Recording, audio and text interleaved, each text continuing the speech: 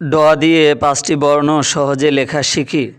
মাত্রা ড, ড বিন্দু ড়। অনেকে ডয়ে শূন্য ড় বলে, এটা একদমই ভুল। কেননা শূন্যর ভিতরে ফাঁকা থাকে কিন্তু বিন্দুর ভিতরে ফাঁকা থাকে না।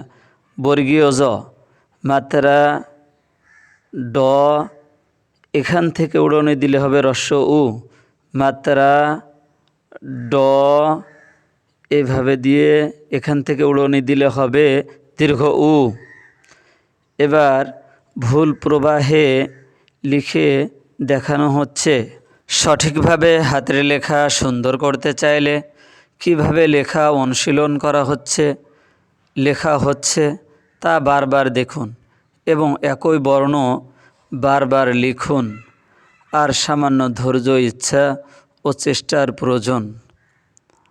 উপরে সঠিক এবং নিচে লাল কালি দিয়ে ভুল প্রবাহে লেখা হচ্ছে।